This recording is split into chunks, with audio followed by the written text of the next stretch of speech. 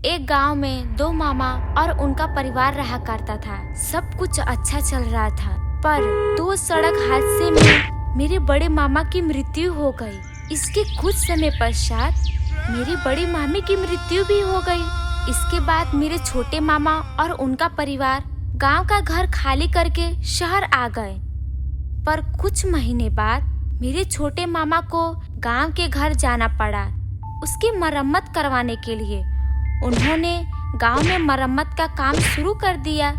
2 दिन में मरम्मत का काम खत्म करके छोटे मामा रात के करीब 10 बजे छत पर खड़े थे। उन्होंने देखा कि नीचे मेरी बड़ी मामी खुले बालों में आंगन में टहल रही है।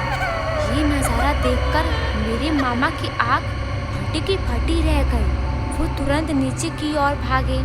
जैसे ही वो सीढ़ियों के पास पहुंचे, उन्होंने देखा कि मेरी बड़ी मामी नीचे से चौथाई सीढ़ी पर बैठी थी और पीछे गर्दन करके उन्हें घूर रही हैं। ये देखकर मेरे मामा बुरी तरह डर गए और अपना होश खो बैठे। इसके बाद उन्हें सुबह जब होश आया तो वो पड़ोसी के घर चले गए। उन्होंने पड़ोसियों को पूरा नज़ारा सुनाया। इसके बाद मेरे मामा की तबीयत पूरी तरह खराब हो गई। वो जल्द से जल्द शहर आ गए, पर उस रात को कभी नहीं भूल पाए। तो हेलो दोस्तों, हमारी कहानी यहीं पे खत्म होती है। माला की 2 बहुएं थीं। दोनों बहुओं की आपस में खूब बनती थी, लेकिन जब भी रसोई में घुसती तो खाना बनाने की बजाय बहस शुरू हो जाती थी। एक दिन की बात नहीं, यह रोज की बात थी। माला बहुओं की बस इसी चीज से बहुत परेशान रहती थी। एक दिन माला आराम से अपने कमरे में टीवी देख रही थी और शाम होते ही दोनों बहनें पूनम और सपना रसोई में खाना बनाने के लिए जाती हैं कि वहाँ लड़ाई शुरू हो जाती थी। इन दोनों की आवाज सुनकर वहाँ जाकर माला बोलती है कि जब तुम दोनों को अच्छे से पता है कि एक साथ जाओगी तो यह सब होना ही था, तो जाती ही क्यों हो? पूरे घर का माहौल लड़ाई में बदल देती हो। अब ये बताओ कि अब किस बात पे तुम दोनों की लड़ाई हो रही है? माँ जी, मैं रसोई में सबके लिए खाना बनाने के लिए आई थी, लेकिन इनको तो अभी ही आना था। आई तो आई, बहस भी करना शुरू कर दी। अब इसमें मेरी क्या गलती है? झूठ कितना बोल रही हो तुम? माँ जी, सबसे पहले मैं आई थी। मैं तो आपके ही मनपसंद का खाना बना रही थी। अब इनको लड़ाई करने का शौक है, तो अब मैं इसमें क्या करूं? माँ जी, आप बस मेरी बात सुनिए। मुझे इनके हाथ का खाना बनाए हुए खाना में स्वाद नहीं आता है और मैं अपने लिए और बाकी सबके लिए खाना बनाने जा रही हूँ। आप इनको बोल दीजिए कि रसोई में ना जाएं। मैं खाना खुद ही बना लूंगी। बहस से तो अच्छा है सबके लिए खाना रोज मैं ही बनाऊं। माँ जी, पूनम दीदी ही सही बोल रही हैं। खाना तो उनके हाथ का भी मुझे अच्छा नहीं लगता।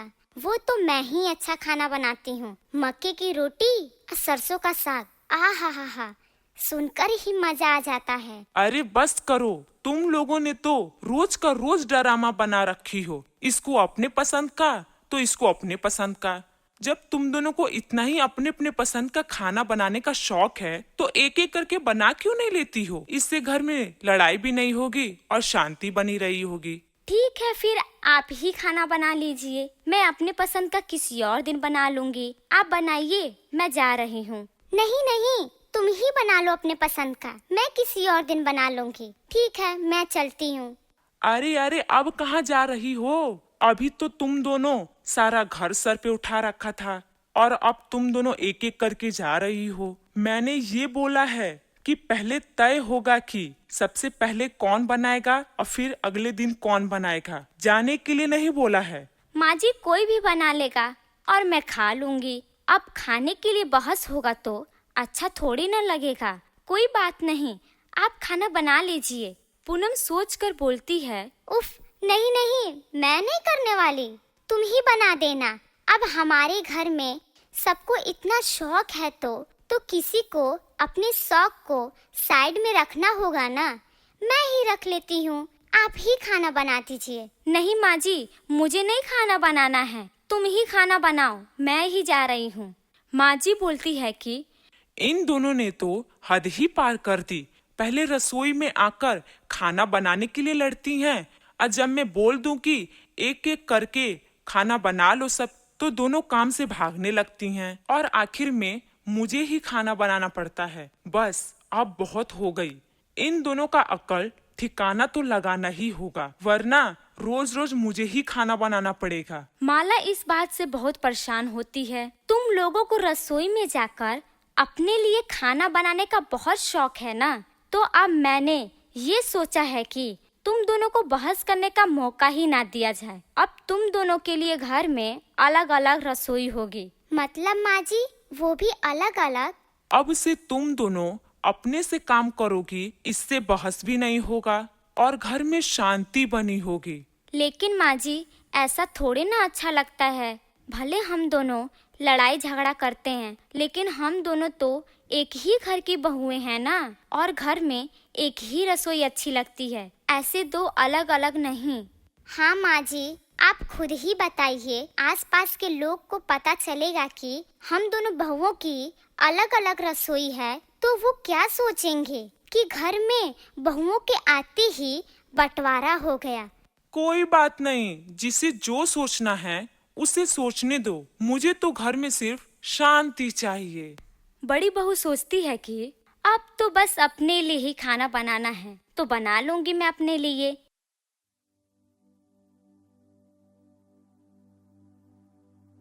शहर में एक आदमी रहता था। उसकी एक इकलौती बेटी थी जो बहुत संस्कारी और सुशील थी। एक दिन पिताजी बोले, बेटी, भगवान ने हमें सब कुछ दिया है, मैं आपसे कुछ कहना चाहता हूँ। बेटी बोली, जी पिताजी बोलिए, आप क्या कहना चाहते हैं? पिताजी बोलते हैं, बेटा, मैं तुम्हारी शादी कराना चाहता हूँ और न जाने मैं कब रहूँ या ना रहूँ, इसीलिए एक सुंदर सा रिश्ता ढूंढा हूँ। बेटी बोली, जैसी आपकी इच्छा, लेकिन हमारे जाने के बाद आप अच्छे से रहिएगा। फिर वह उसकी शादी करा देता है। जब वह अपने ससुराल जाती है, शहर के मॉडर्न कपड़े पहनकर अपनी सास के पास जाती है और उसका पैर छूती है। हे राम, ये आधे अधूरे कपड़े पहनकर तुम मेरे सामने आशीर्वाद लेने के लिए आई हो? अरे गांव में मेरा बहुत नाम है, तुम्हारे वजह से मेरा नाम खराब हो जाएगा। बहू बोली, माँ जी, छोटे कपड़े से कोई बेशर्म नहीं होता, संस्कार तो इंसान के व्यवहार में होता है। सास बोली, अच्छा, जुबान तो तुम्हारा बहुत अच्छा ही चलता है। अरे हमारे यहाँ शादी के बाद बहुएं साड़ी पहनकर रसोई में खाना बनाती हैं, और तुम क्या पहनकर आ गई? बहू बोली, माँ जी, मैं अपने तरफ से पूरी कोशिश करूँगी कि मैं आपका दिल जीत पाऊँ। आप टेंशन मत लीजिए, आपको टेंशन लेने की कोई जरूरत नहीं है। मेरे रहते हुए आपके नाम को कोई बदनाम नहीं करेगा, भले ही मैं शहर की हूँ। सास बोली, फिलहाल के लिए मेरे आँखों से ओझल हो जाओ, मैं तुमको इस कपड़े में देख नहीं पा रही हूँ। वह अपने कमरे में चली जाती है।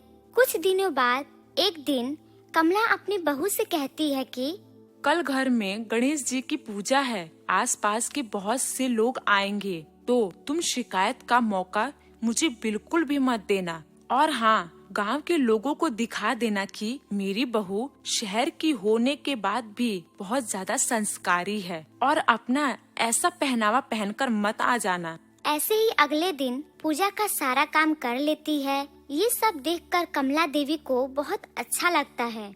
सभी लोग पूजा में आ जाते हैं। वह एक अच्छी सी साड़ी पहनकर वहाँ आ जाती है। उसकी खूबसूरती और उसका पहनावा देखकर सभी लोग कमला देवी की बहुत तारीफ करते हैं और पूजा में गणेश भगवान का आरती भी गाती है।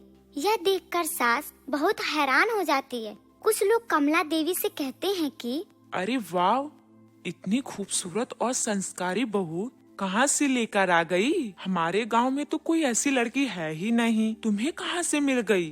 सास बोली, मेरी बहू शहर की है। हाय दैया, मैं तो सुनी हूँ शहर की लड़कियाँ बड़ी बेशर्म होती हैं। तुम्हारी बहू तो बहुत ही ज्यादा संस्कारी है। तुम्हारी तो किस्मत अच्छी निकली, वरना शहर की लड़कियाँ तो अपनी सास को अपने इशारों पे नचाती हैं।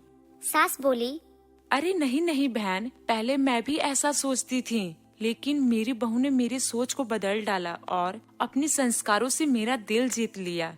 कमला को अपनी गलती का एहसास हो जाता है और सबके जाने के बाद अपनी बहू को बुलाती है और अपनी पुश्तैनी हार दे देती है। देते हुए कहती है कि ले बहू, ये तेरे लिए सोने का हार। आज मैं बहुत खुश हूँ, तुमने तो मेरा सोच ही बदल डाला। सच में मुझे एहसास हुआ कि ऐसे कपड़े पहनने से इंसान के संस्कार नहीं दिखते।